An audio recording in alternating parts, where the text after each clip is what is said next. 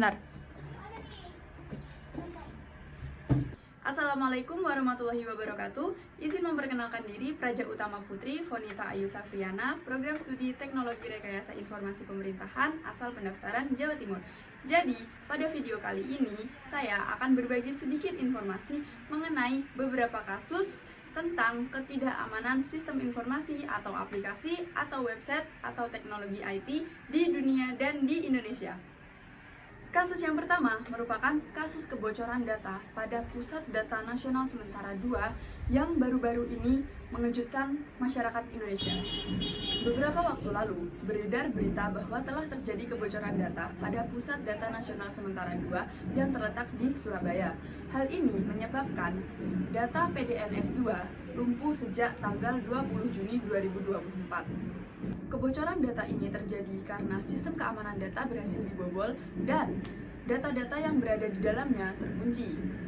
Hal ini menyebabkan sebagian besar data yang dimiliki oleh 282 institusi pemerintahan tidak dapat diakses.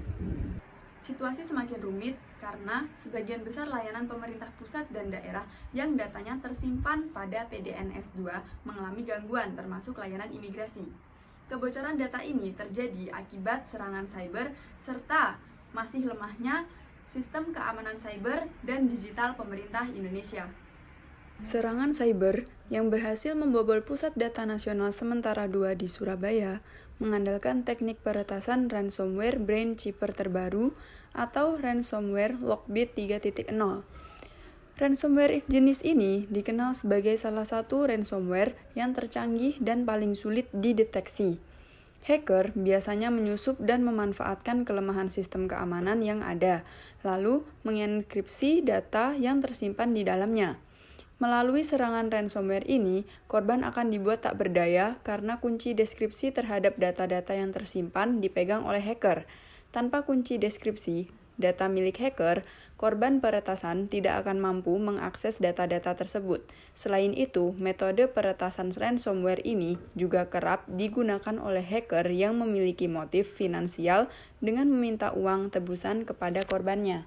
Sama seperti kasus ini, pelaku meminta tebusan sebesar 8 juta US dollar atau setara dengan 131 miliar untuk pengembalian data PDNS. Namun menariknya, pelaku tidak jadi meminta tebusan tersebut dan memberikan kunci deskripsi PDNS 2 Surabaya kepada Kemenkominfo secara cuma-cuma melalui situs yang diunggah di dark web.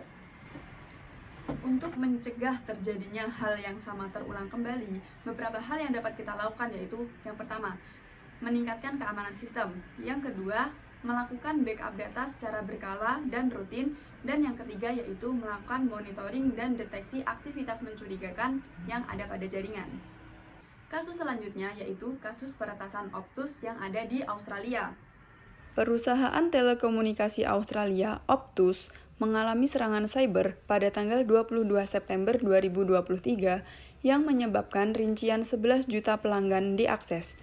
Informasi yang diakses meliputi nama pelanggan, tanggal lahir, nomor telepon, alamat email, alamat rumah, nomor SIM dan atau paspor, serta nomor ID Medicare. Rincian pembayaran dan kata sandi akun tidak dibobol dalam pelanggaran tersebut.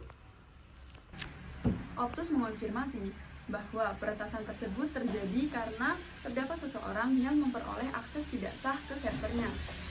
Peretasan ini terjadi dengan cara peretas mengakses titik akhir API yang tidak diautentikasi, sehingga peretas tidak perlu masuk terlebih dahulu untuk mengakses semua data yang ada di dalamnya, dengan artian data tersebut tersebar luas dan dapat digunakan oleh seluruh pengguna yang ada di internet. Dengan menggunakan alias Optus Data, peretas tersebut menuntut Optus untuk membayar tebusan sebesar 1 juta US dollar atau mereka akan membocorkan data dari semua 11 juta pelanggan yang terkena dampak pelanggaran tersebut. Dari sini kita dapat melihat bahwa kasus ini mirip dengan kasus sebelumnya, di mana pelaku meminta tebusan atas apa yang dilakukannya. Kemudian setelah terjadinya peretasan ini, banyak terjadi kasus phishing karena data yang diunggah tersebut dimanfaatkan oleh orang-orang yang tidak bertanggung jawab untuk melakukan penipuan yang merugikan banyak orang. Untuk menghandle masalah tersebut, Optus memperingatkan kepada pelanggannya bahwa dalam kurun waktu yang telah ditentukan, apabila ada komunikasi yang mengatasnamakan Optus, itu semua tidak sah. Dan Optus menawarkan langganan 12 bulan untuk layanan pemantauan kredit dan perlindungan identitas.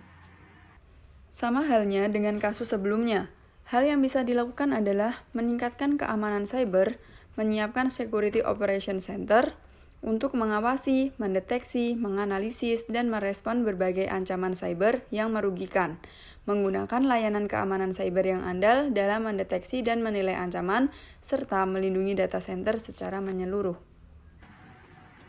Sekian informasi yang dapat saya bagikan, semoga bermanfaat dan apabila ada kesalahan mohon dimaafkan. Wassalamualaikum warahmatullahi wabarakatuh. Sampai jumpa.